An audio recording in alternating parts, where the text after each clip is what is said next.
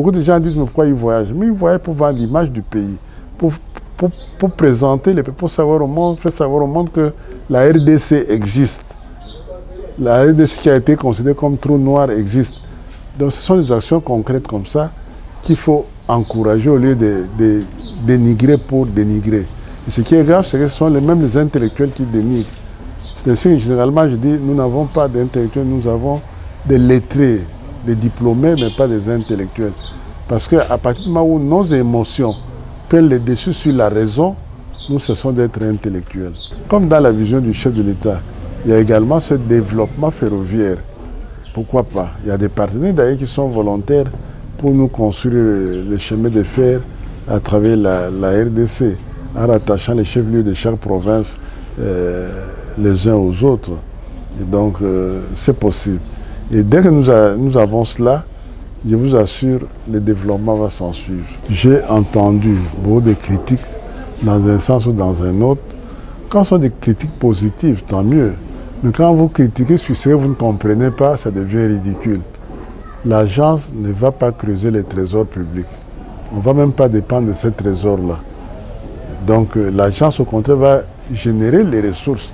Vous avez parlé de la CEDEN, notre contribution déterminée au niveau national, de 17% là. Mais on va capitaliser à travers l'agence. On va capitaliser cet effort-là à travers l'agence. Et donc, il n'y a pas... L'agence va contribuer aux ressources du trésor public sans les ponctionner. Donc, vous comprenez, c'est très positif. C'est ça le développement. Ce n'est pas seulement les discours, il faut des actions concrètes. Et le chef de l'État a cette volonté-là de faire quelque chose de concret. J'ai eu à échanger avec lui plusieurs fois et je suis très admiratif de son rêve sur la RDC.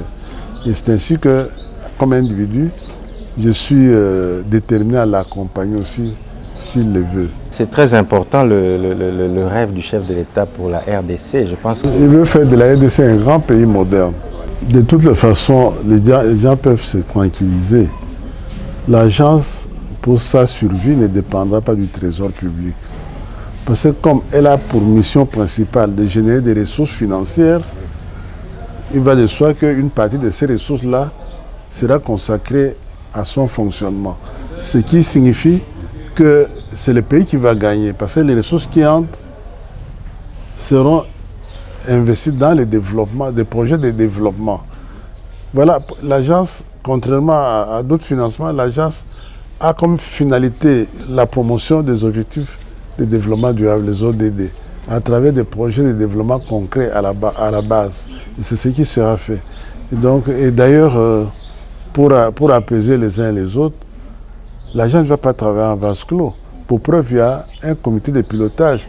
Et dans le comité de pilotage, on va prendre les représentants des différents ministères concernés par rapport à ce que j'ai dit là, pour que tout le monde suive de quoi il s'agit.